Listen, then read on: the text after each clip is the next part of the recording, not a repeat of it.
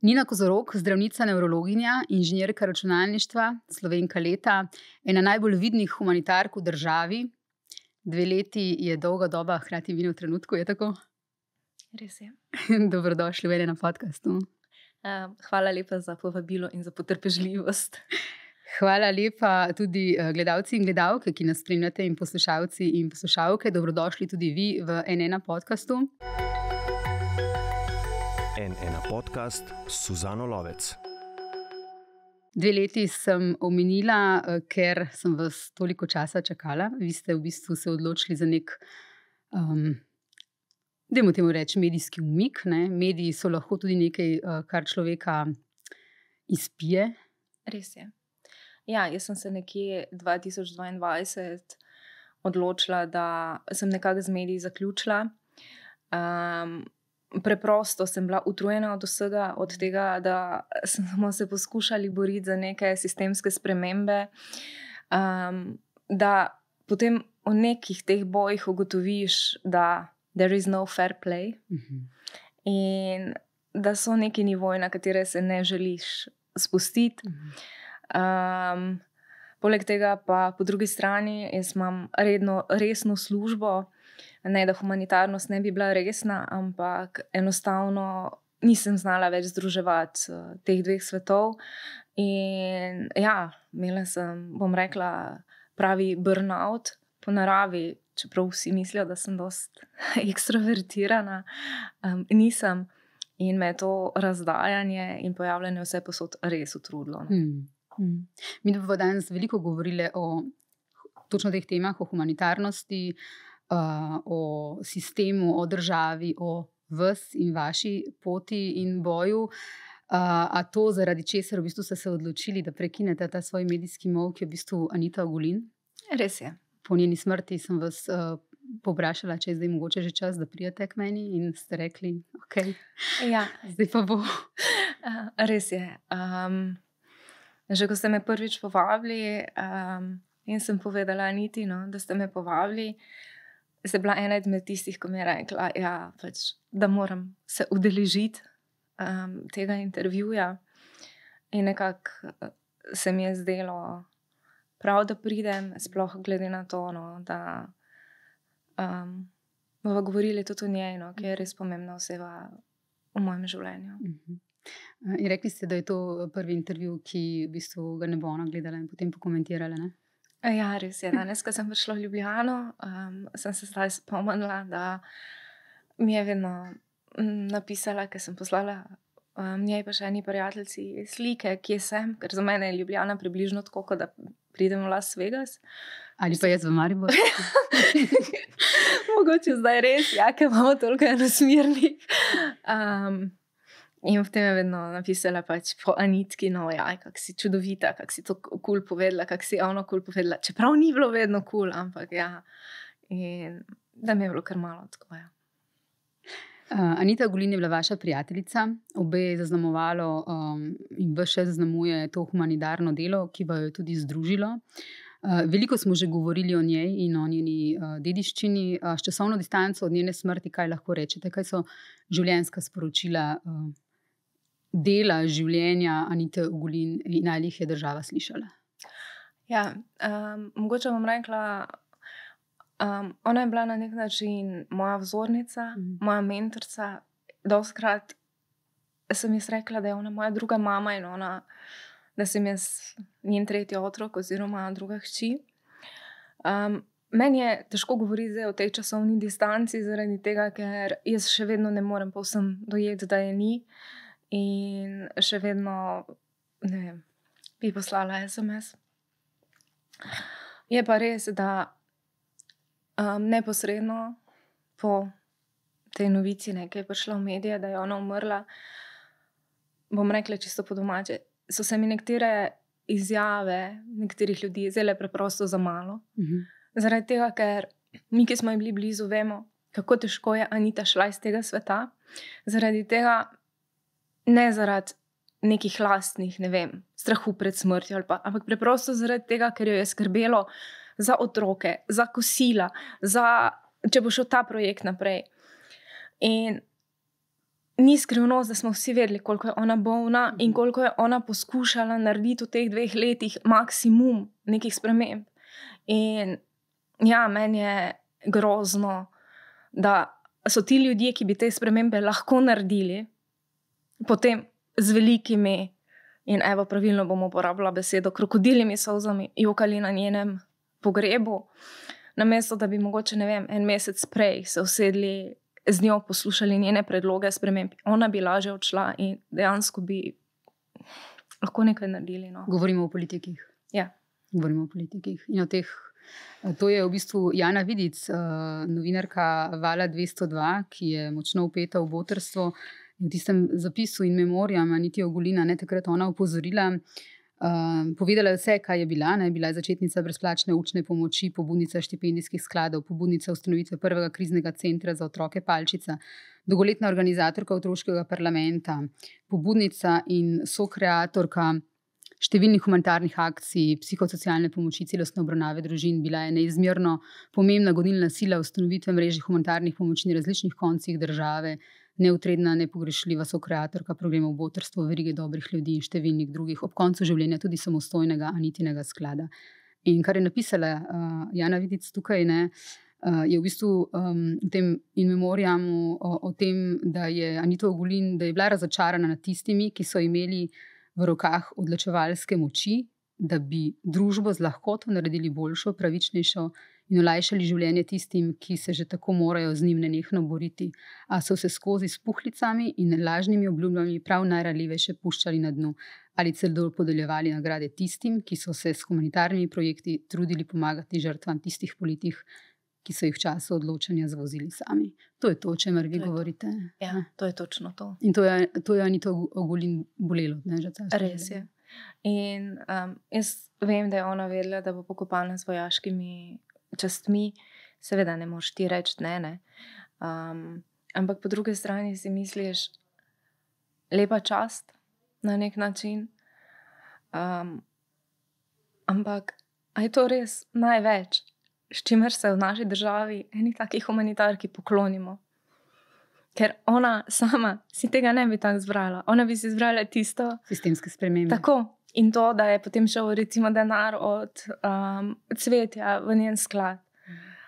In ja, tukaj se je, ne vem, jaz mislim, da se je marsikomu obračal želodec in mene ni sram govoriti o tem.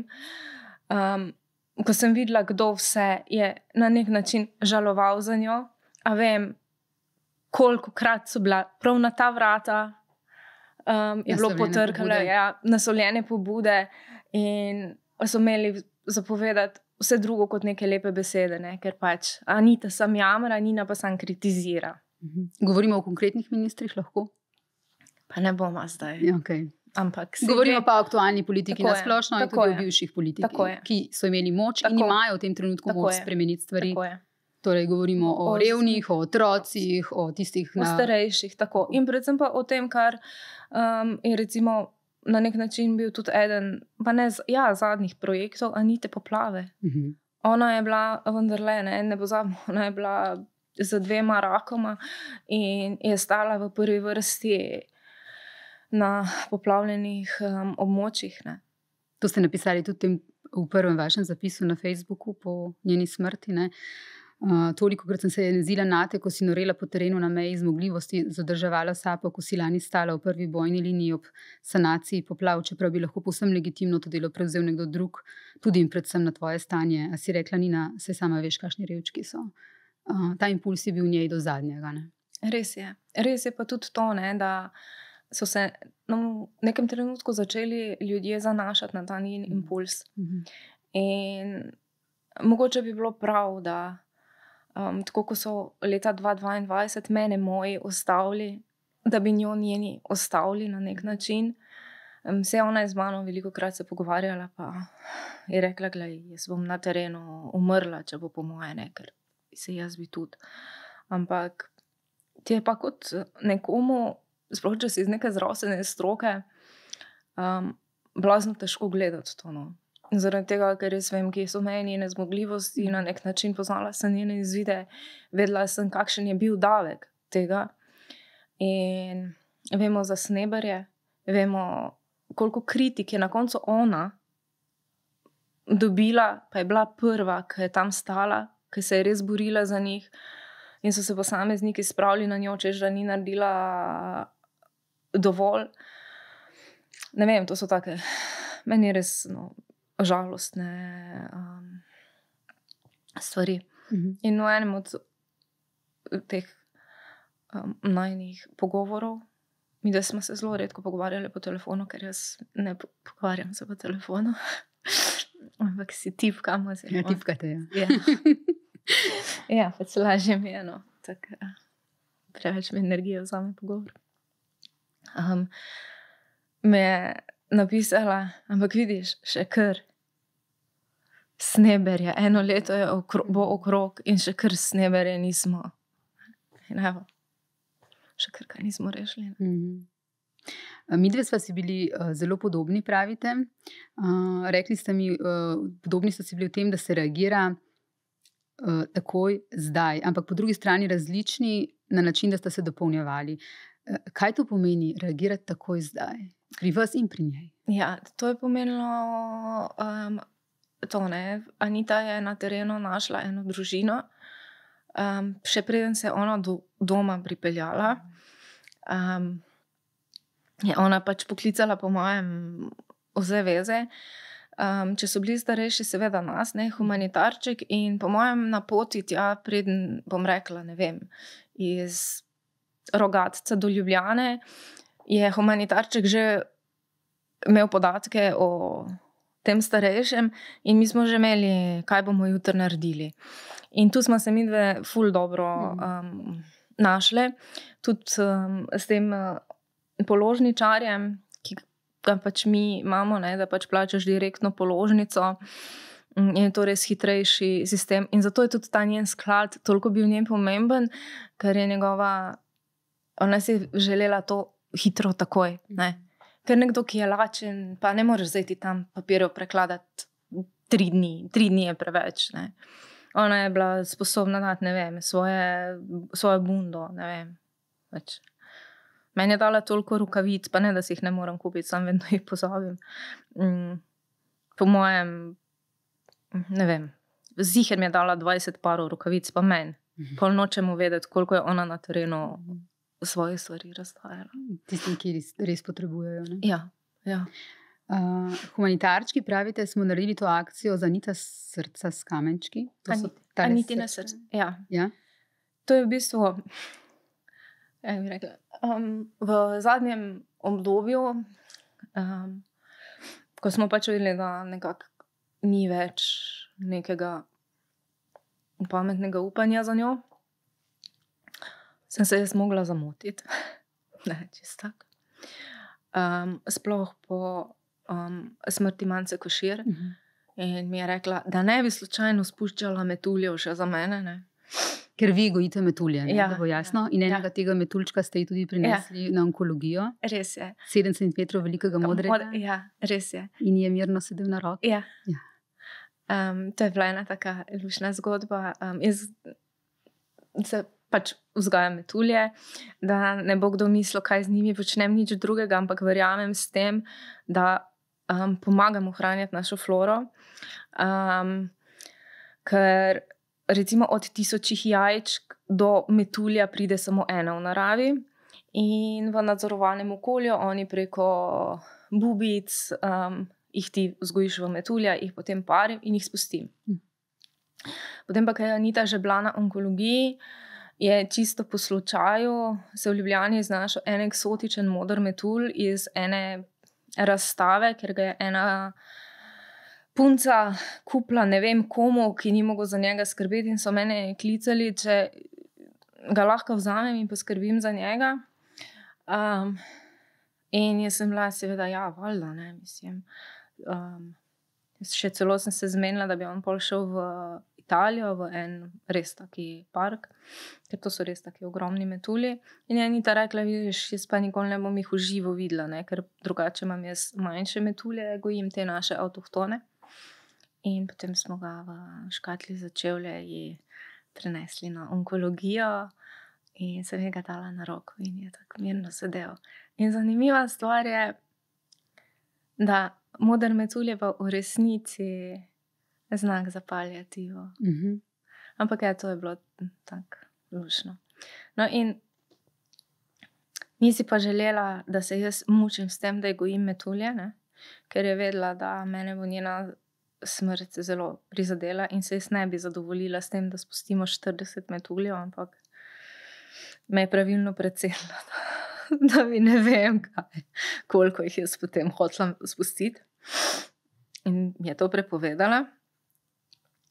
Je pa ves čas podpirala to akcijo, ki jo imamo mi za dan prijaznosti, te risanje kamenčkov. Imam še ta njen kamenček od začetka. To je kamenček, ki ga je ona vendar? Ja. In ga imate za srečo vsa leta? Ja.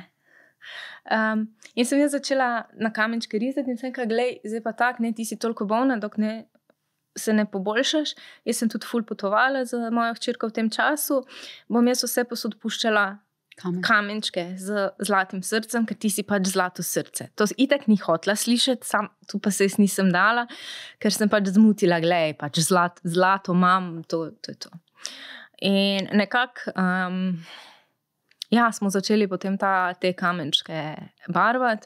Po njeni smrti smo naredili prav akcijo Anitina srca in pozvali vse ljudi, da preprosto narišejo neko zlato srce, ga pustijo nekje, kjer je recimo, ne vem, ona bila, kjer se bi njim zdelo, da bi njej bilo lepo. In v resnici je mene ful presenetilo, ker nam je ogromno ljudi pisalo, da so, čeprav jih recimo ni ona obiskala na poplavljenih območjih, so poslali slike, kako so v tistem tednu po njeni smrti naredili te kamenčke.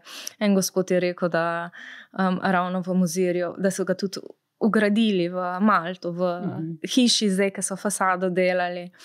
In tako so na nek način postala. No? In mogoče eno malo v uteho, pač ne vem, da jo vzamemo s sabo, pa jo pač recimo, ne vem, nekaj pustimo, se včasih imamo zdaj ta hashtag Anitina srca in je lušno, no, da se včasih kje v tujini potem pojavi in to. In letos za Mednarodni dan prijaznosti 13. november? Ja, ko vsako leto barvamo kamenčke z osnovnimi šolami, z vrtci, bojo v resnici bomo barvali Anitine srca. Tako da bojo vsi kamenčki v njej v spominu. In vabljeni ljudje se pridružijo. Seveda, ja.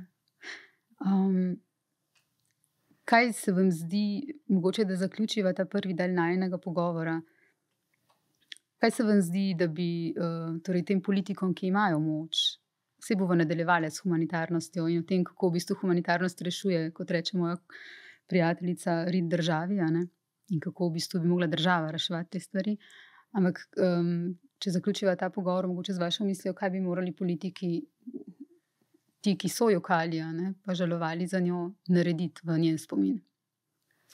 Ne vem, za začetek, da ne bom rekla najbolj klišejskega, da bi lahko na Anita 10 na 1919 nakazali, ne?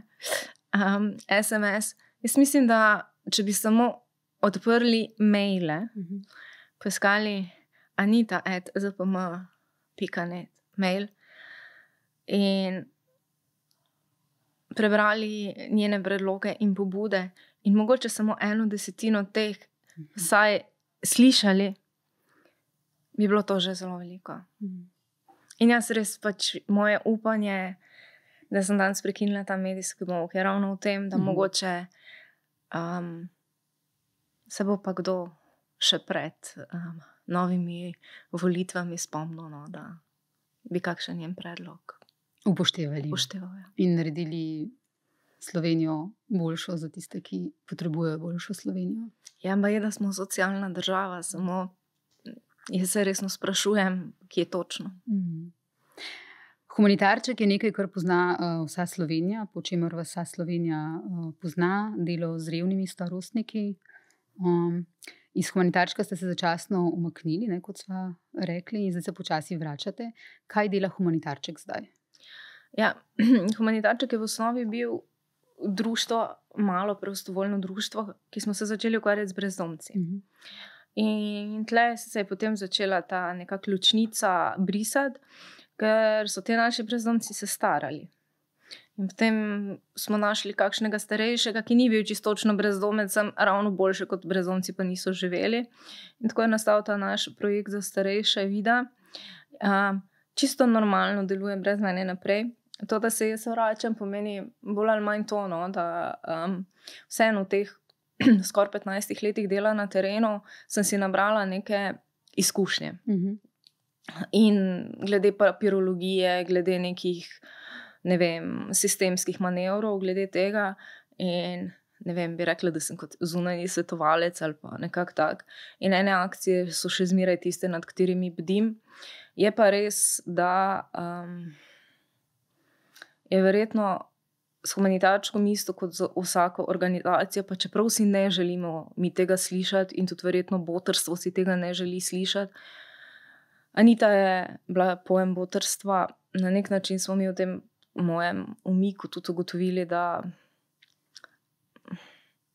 ljudje vseeno mene povezujejo z njim in da ene stvari vseeno moj podpis lažje doseže kot en drugi, kar je po eni strani žalostno. No.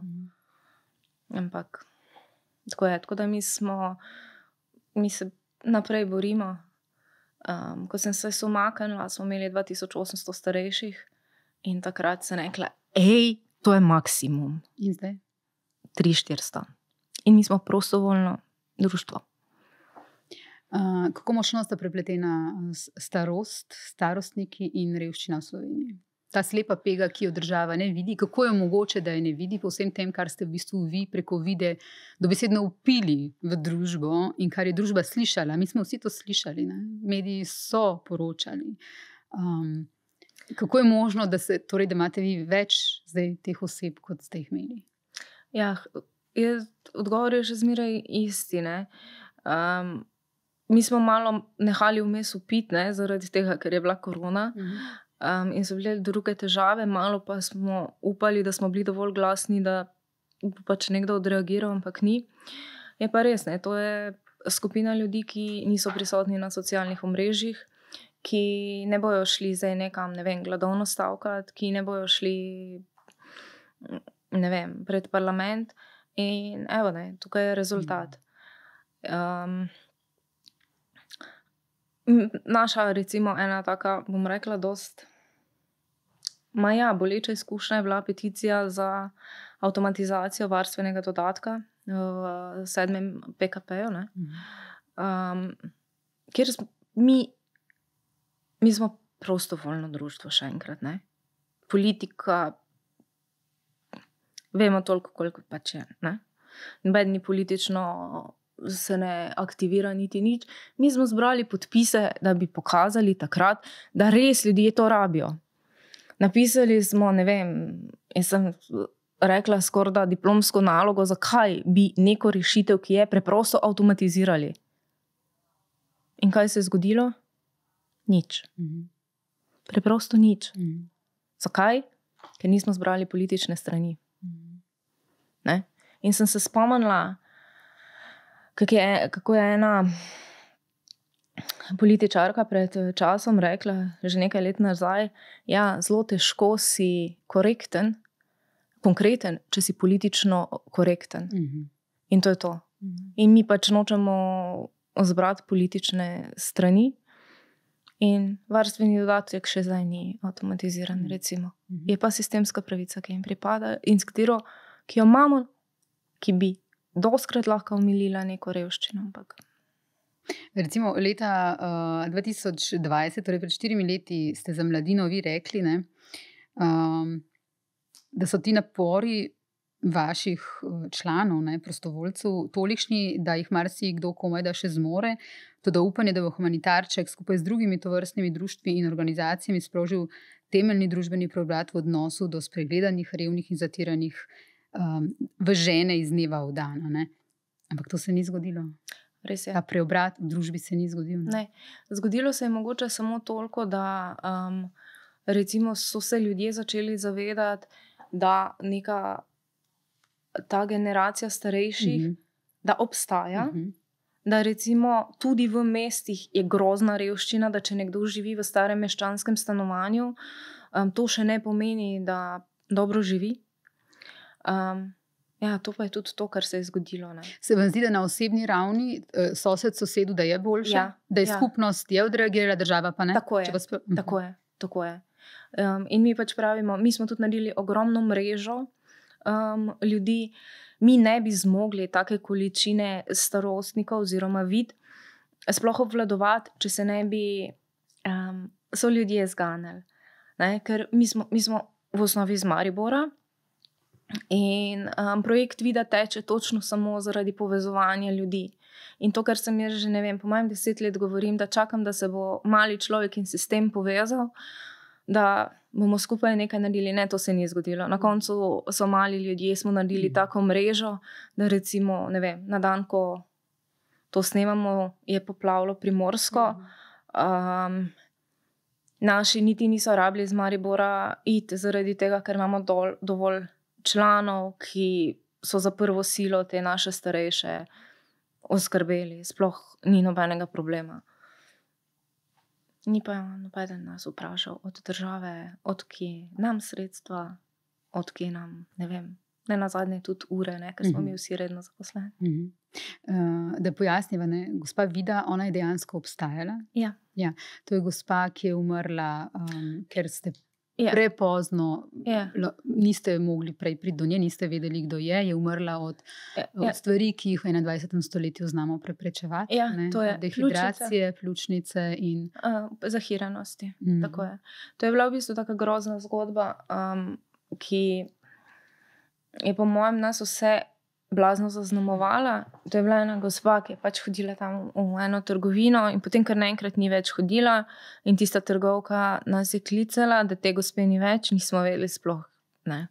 Da je pač tam iz tiste manjše vasi oziroma mesta doma in smo jo tako zelo utopično iskali.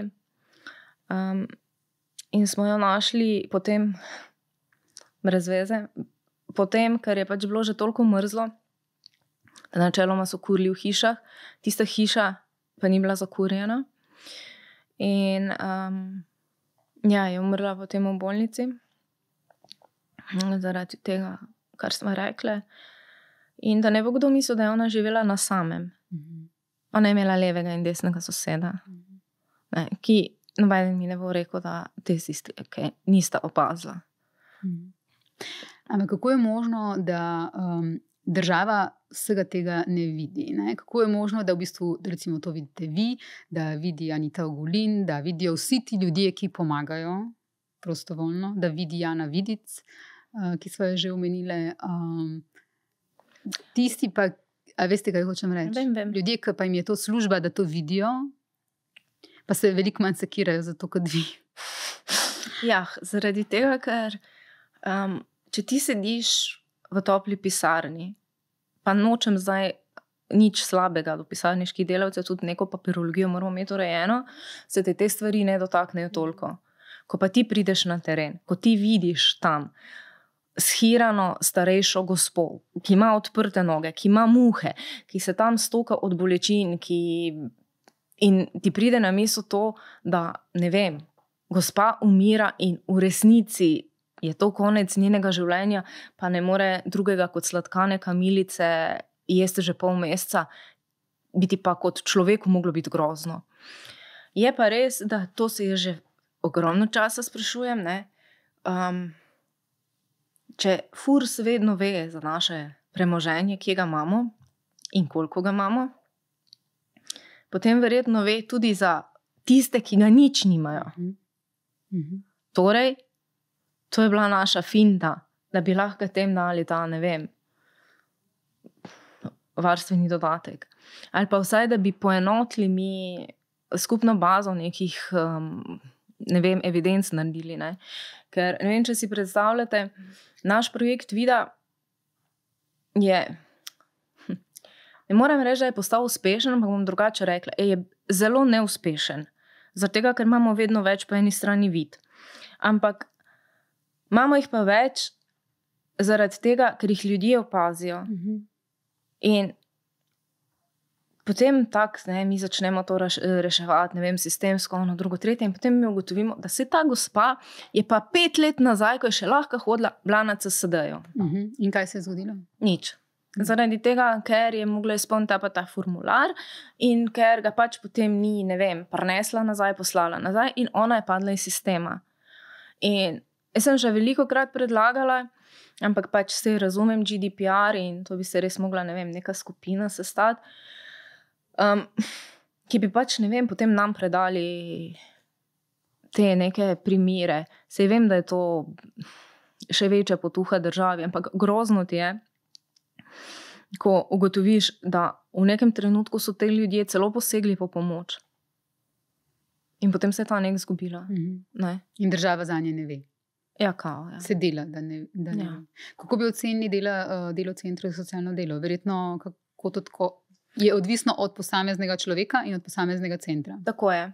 To je vaša izkušnja. Ja, res je. Sem vam tako povedala, pač so eni centri za socialno delo, s katerimi super sodelujemo, ki, če jih kontaktiramo, ne rečejo a priori, ne, da pretiravamo, pa dajo naš mail na konec čakalne. Recimo, zelo dobre izkušnje imamo pač z našimi štajerskimi in primorskimi, malo slabše izkušnje imamo z osrednjeslovenskimi, ker so ravno z Anito imele to nesrečno dogodivščino, da pač, ko se je šlo na dopust, se je pač dalo najne osebne telefonske. Ne. Ker pač kaj. Nekdo z centra za socialno delo. Ja. On nikoli se ni ugotovilo kdo, ampak pač tisti list je krožil, prišli smo do tistega lista, kjer so bile najne osebne telefonske. Družine so to povedale in Aniti in meni. In ja, potem se res vprašaš, meni to ni služba. Nekomu, ki pa je služba, pa to naredi. Tako da, ne vem, jaz se strinjam s tem, da imajo oni veliko dela, veliko birokracije.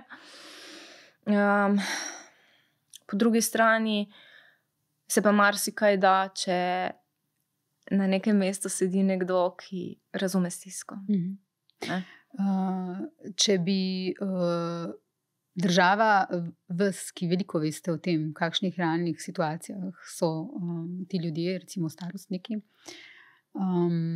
kontaktirala in vas vendarle povprašala, kar bi po mojem mnenju morala, kako stvari rešiti, kaj so recimo 3 stvari, ki bi jih v tem trenutku želeli spremeniti? Prvo kot prvo skupne evidence starejših od 65 let, kjer bi se pač dali na kup in njihove prejemke, ker vemo, koliko oni dobivajo pokojnine, in da se pač uredijo te varstveni dodatek oziroma vse pravice, ki jim pripadajo. Druga, enotna evidenca prosilcev oziroma prejemnikov pomoči za humanitarne organizacije, zaradi tega, ker tisti, ki se bolj znajdejo, na koncu dobivajo iz 5 strani, te starejši, ko pa pač nima interneta, pa od nikogar. In pa tretja stvar je, ne vem, neka osnovna človečnost. Ja.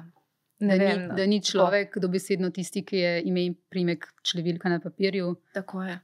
Zdaj, če se spomnite tega primera iz UKC Maribor, ko je bil ta gospod Grahovec, ki ga je naš kolega Mišel Ristov, socialni delavec, reševal 2 leti, je človek živel v UKC Maribor, ker je izbrisan bil. Ker ga ni mogel premestiti v dom, v katerem ga je čakalo mesto, zaradi tega, ker on ni imel naslova. Mislim, da te prime, da bi ti v nekem trenutku rekel, ok, cool, jaz ga bom prijavila pri sebi doma. Take stvari, ker vsi vemo, vse zakoni so, moramo jih spoštovati, sam v končni fazi pa vse smo vsi ljudje in neke stvari, ne vem, da je človek, ne pa številka. Jaz sem včeraj prosila Jano Vidic, novinarko Vala 202, ki sva jo danes že omenjala, za katero je bila tudi Anita, po moje, zadovoljna, da jo omenjam. Jana Vidic je bila tudi gostja tukaj v podcastu in je dala kar nekaj navodil državi, kaj bi bilo treba narediti.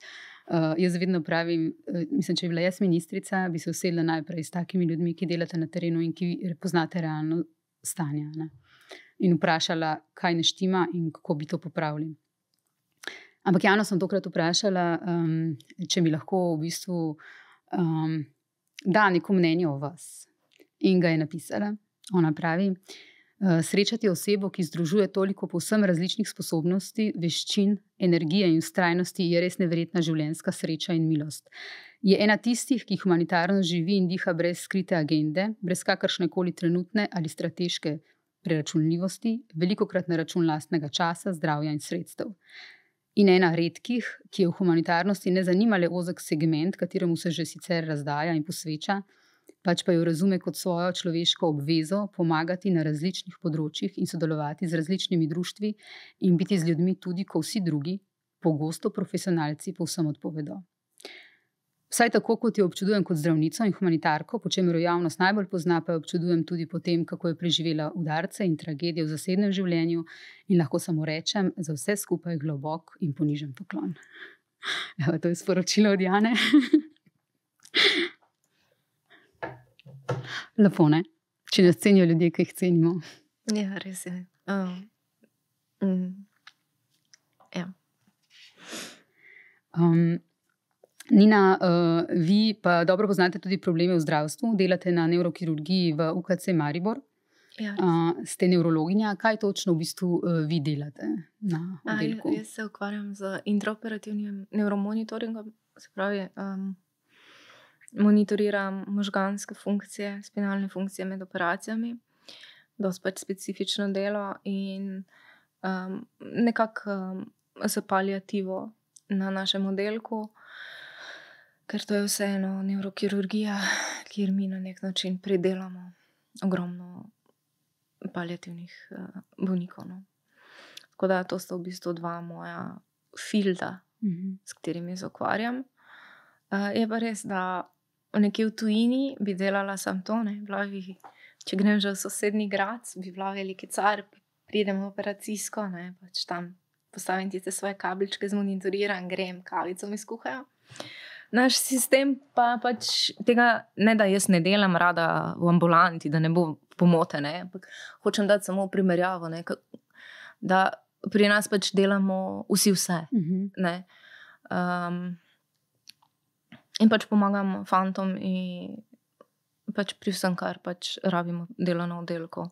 Ja, je pa res, no, preden sem bila zdaj tudi vmes na porodniški in sem bila odsotna. In je zanimivo, zdaj, ko sem se vrnila pred kratkim, ne, opazovati ljudi, ker ti prideš vseeno z nekim fresh lookom nazaj. In mi je bilo prav grozno, ker sem videla, da ljudje so izžeti. Ne rabi zdaj meni moj šef ali pa moji sodelavci reči, mi smo delali ko budale, ker pač to vidiš. Ja, in jaz vem, da je to ena najdlje trajajočih zdravniških stavk, kjer se pač mi vsi ukvarjamo z dvoživkami in z ne vem čim še vsem. In ne rečem, da to v nekaterih segmentih medicine ni problem. Okay? Ampak po drugi strani si pa želim, da bi mogoče kdaj zdajšnja ministrica prišla magari na naš oddelek, z nami preživela mogoče 3 dni. Pa me zanima, če bi vse te kvazi spremembe, ki jih predlagajo, sploh padle na pamet. Ker nas skrbijo in bolijo povsem druge stvari, ki se zdaj v javnosti, ne. Zdaj se vsi ukvarjamo s plačami, pa z ne vem čim še vse. Nobeden se pa ne ukvarja s tem, da imamo mi pritisk bolnikov takšen, da jih pač več ne zmoremo. Da preprosto se je uvedla, ne vem, zelo hitro napotnica. Razumemo, da so osebni zdravniki v stiski, da jih je premalo. Ampak kaj se to navzgor pozna? Triaže več ni, velika večina bolnikov dobi pod zelo hitro napotnico, ki mi vemo, kakšne so indikacije, ker je namenjeno temu, da ti slediš indikacijam in ti namesto, ne vem, 5 napotnic tih pride 80 zelo hitro in se zabije sistem zgoraj. In enostavno nihče se ne vpraša, kako bo recimo, ne vem, sekundarni pa terciarni nivo požrl tako količino pacientov. In tudi zdaj, napotnice so zdaj postale, ne ravno v teh dneh, stalne oziroma permanentne. Super. S tem bo imeli osebni zdravniki manj dela.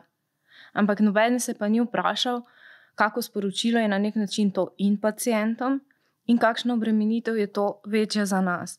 Zaradi tega, ker prej, bom dala primer, si ti dobil napotnico, pač žal si mogel po tem sistemu iti do onega specialista, si mogel narediti tisto so se obrnili recimo 2 leti, potem pa ti je potekla napotnica in si mogel nazaj do osebnega zdravnika.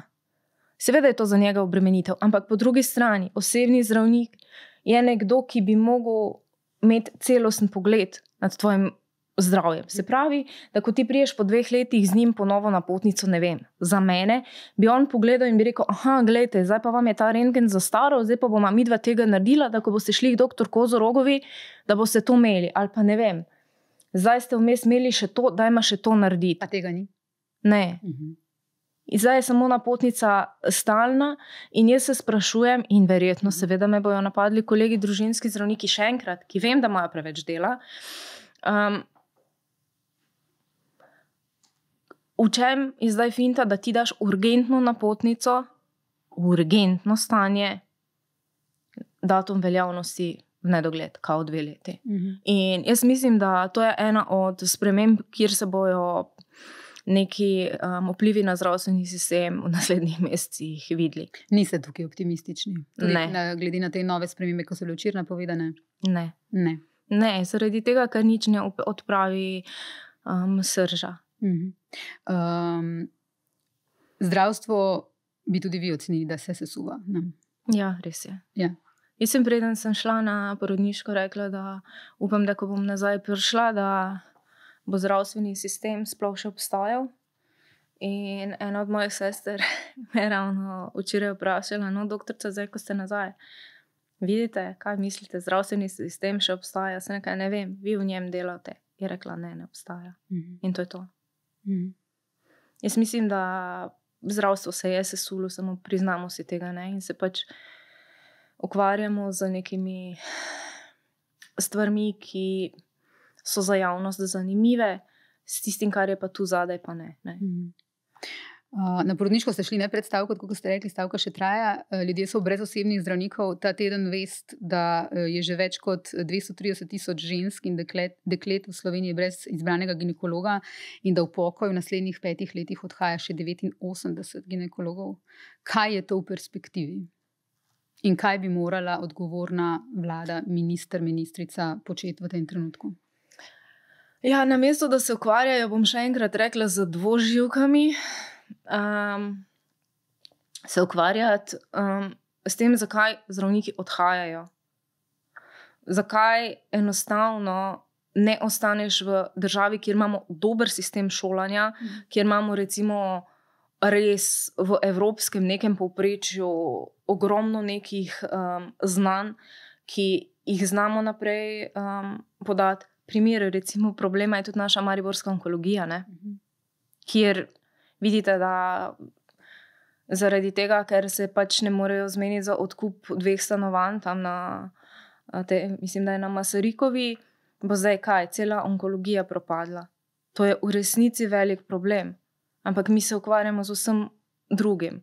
Jaz mislim, da če bi nekdo pogledal zdravnika ne skozi prizmo tega, kakšne so naše plače, ki so itak javne, ki lahko vsak tudi za mene zdaj pogleda, čez prizmo tega,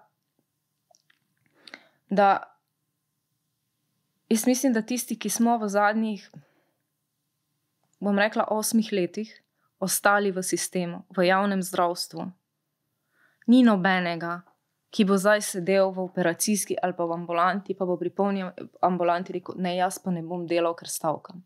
Jaz mislim, da tu se je zdaj skristaliziralo, da tisti, ki smo ostali v javnem zdravstvu, smo ostali zaradi bolnikov, ampak enostavno ti več kot delati ne moreš. Bom dala primer. Recimo, imamo to svojo knjigo pravil, ko vemo, koliko minut imamo na enega pacienta, in imamo avtomatski sistem naročanja. Zdaj, jaz v 15 minutah pacienta moram pogledati, on mi mora povedati težave, moram ga pogledati, moramo napisati napotnice, moramo napisati recepte in administratorka mora to zdiktirati. Mogoče nam uspe. Ajde pa že to, recimo, da zamujam. In po teh normativih imamo določeno kvoto bolnikov, ki itak jih vedno več pogledamo. Kaj pol naredimo? Naročimo si jih več na isto uro. Ker mi mislimo, da bomo naredili ljudem uslugo, da jih bomo pač več pogledali, ampak oni valjda pol čakajo ko norci. In ne moreš pač potem dopovedati, da drugega ne moreš narediti. Ne vem, pač jih imaš pol 5 ob 9 in od tega 4 bojo pač čakali. Ne? In recimo nobeden se potem pa ne vpraša, kam mi vse te paciente damo. Ne? In to je to, ko smo se prej pogovarjali o teh zelo hitrih. Ker jaz verjamem, da je grozno težko zdaj biti družinski zdravnik. Ker ljudje so nezadovoljni. Mislim, jaz razumem to. Ker bom dala primer, ker recimo že včerajšnji moji bolniki so vsi imeli strašne bolečine, pa nobeden ni dobil niti osnovnega recepta pri osebnem zdravniku, ne? Ker pač niso mogli do njega, pridobili so pa napotnico za nas. Ljudje so nezadovoljni, pritiskajo, ampak jaz mislim, da pacient, če si boš ti vzel tistih, ne vem, magari pol ure za njega in mu boš razložil, gledajte, gospod, vas glava boli, ker imate 200 pritiska. Jaz mislim, da to res ni tumor. Se pa nekaj mi znamo. Zato ni tumor, to ono drugo. In boš pacienta pomiril, mu nekaj stvari razložil, bo on te sprejel, bo sprejel tvojo diagnozo, ne bo več toliko pritiskal na sistem. Če pa ti ga v 2 minutah odpraviš, on živi tam v strahu, da ima tumor, tistega tlaka mu itak nobeden ne ureja, ne? Ker pač ga spregledamo, gre potem na CT, kjer ni nič, pa gre še na magnet, pa gre še k nevrologu, pa gre še tam in se on svalka po sistemu, no na koncu ima pa možgansko kap zaradi neurejenega krvnega tlaka, ki je v osnovi bil. Me razumete? Čas rabimo za paciente. Razumem. In rabimo to triažo in mogoče to, kar jaz včasih svojim pacientom rečem, rabimo tudi mi njihovo pomoč. Ne? Vse to ne pomeni, da jaz zdaj tam sedim pa vse vem. Verjetno pa mogoče vem malo več kot forumi. Ali pa recimo, ne vem, druge stvari znam polinkati skupaj. Da nam malo bolj zaupajo. Ne, da je vse a priori nezaupanje in njihova ideja, kak bi moglo nekaj izgledati.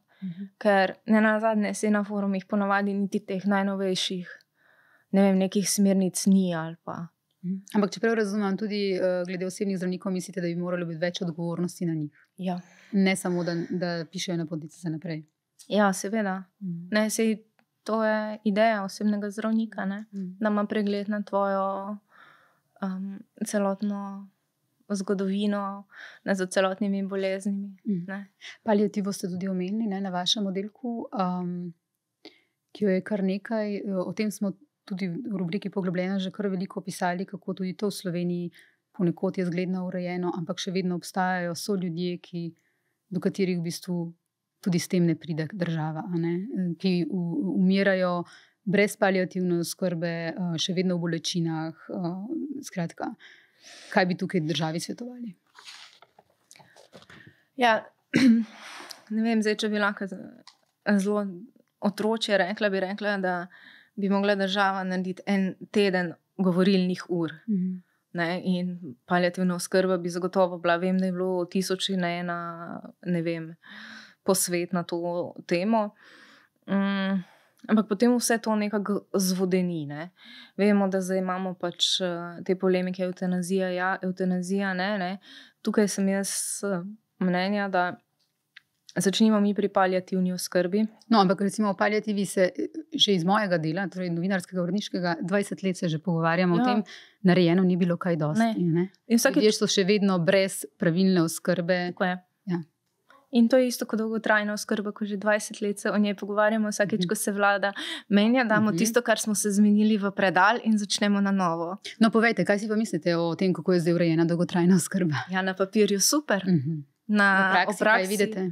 Pa lahko jaz povabim vsakega od politikov na naš oddelek. Kaj se je izkazalo? Da v praksi ne deluje. Ne.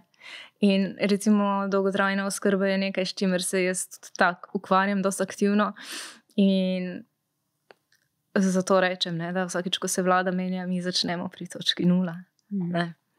In zdaj čakam, pa je, da bo 1.1. ali kdaj bo pa zdaj res dolgotrajna oskrba začela delovati. Ja, ker se te pravice postopoma uveljavljajo. Ja. Ne? Sam, če se postopoma, bi se katere do sedaj že mogle. Ne. Ampak, ja. Skratka, ne vidite nobenega napredka, tudi s tem, kar je bilo že uvedeno. Ne. Vračava se malo na začetek najinega pogovora. Leta 2022, ko ste ta napovedali svoj umik in ste se res umaknili, bi vas rada vprašala, to je po mojem dobrodošlo tudi za vse, da slišijo, da slišimo. Kako vedeti, kdaj se je treba umakniti? Vi ste začutili? So vam drugi povedali? So vas opozorili ljudje, ki so vam blizu? Ja, vse. Ja. Vse. Prvo, ne vem, ena od takih stvari je bila, da sem izgubila svoj nasmeh, ali kak ne rečem, dobesedno. In enostavno sem postala tip človeka, ki se ni smela rada. Ker se pač zaciklaš v neke reševanje nekih težav, ni novega, mislim, nič se ne spremeni, te vide so se nam nabirale, enostavno, ne vem. In jaz za sebe sem vedela, pač kup se mi je nabralo nekih zdravstvenih težav, ki jih na nek način jaz pri svojih pacientih znam zelo dobro reči, poslušajte, zdaj pa vi, prosim, če si vzamete 14 dni bolniške, greste burnout, mislim, najejte se, naspite se, pa se bomo menile, kaj vam manjka, ne. Jaz pa sebi to nisem znala, dokler ni meni moje telo povedalo stop. In na nek način dosti ironično je, da je meni moje telo povedalo stop približno v istem času, ko je Anita dobila to diagnozo. In je ona meni rekla, vidiš, jaz sem ti rekla, ustaviti se moraš. No, in smo videli potem, katera se je ustavila. Ste pa zdravnica neurologinja, kot sva že govorili, inženirka računalništva. To pomeni, da imate 2 diplomi. Ja.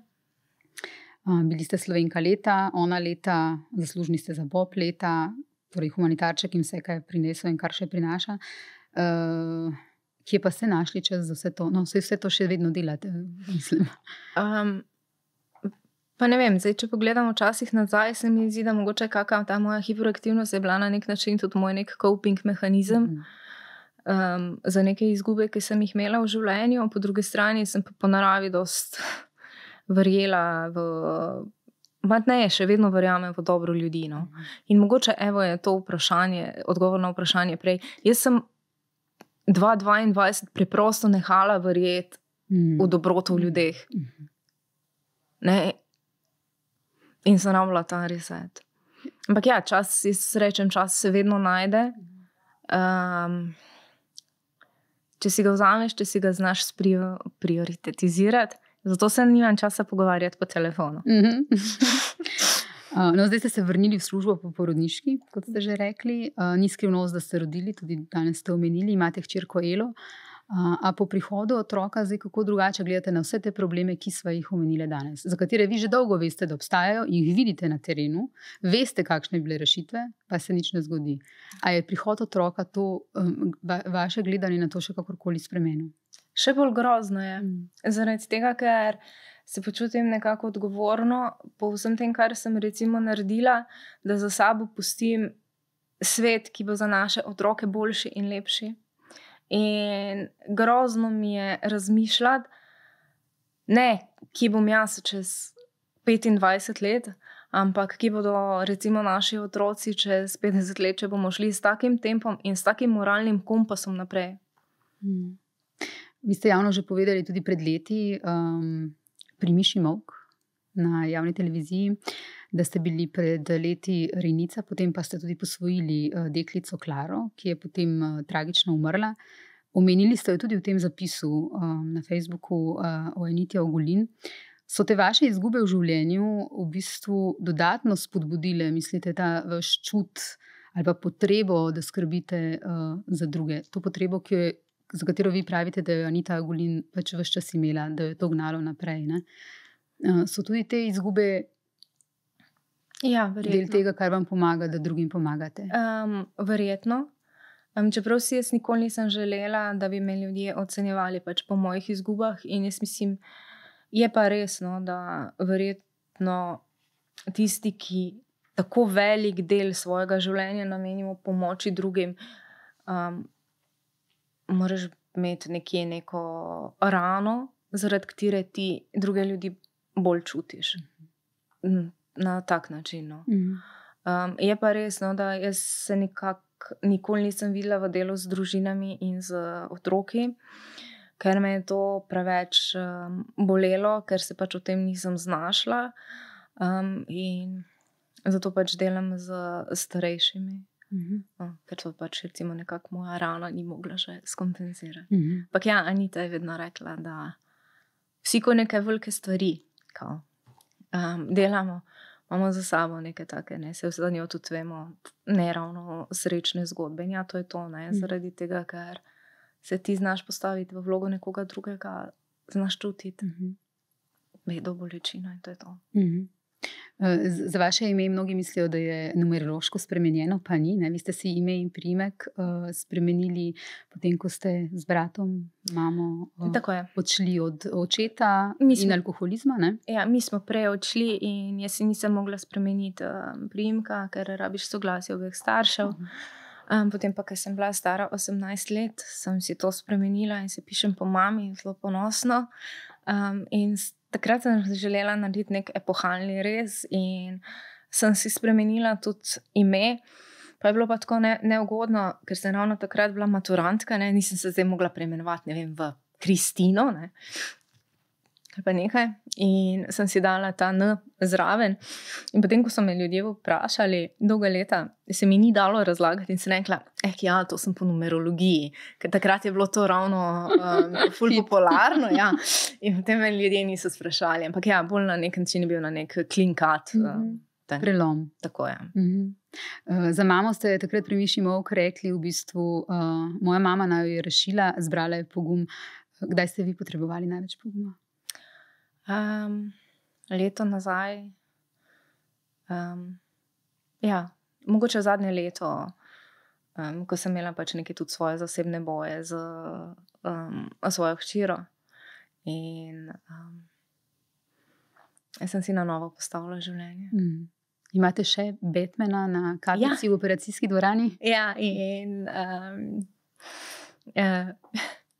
dobila sem zdaj, ko sem se vrnila, mi je ena pacientka poslala še eno, tako da zdaj imam 4. 4 kapice z Batmanom? Ja. Tako da mi daje občutek, ja, tako me pomirjata. Varnost. Ja.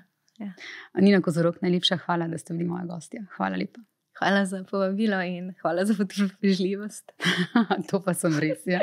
Res je. Hvala za potrpežljivost tudi gostom, gledalcem in gledalkam, poslušalcem in poslušalkam.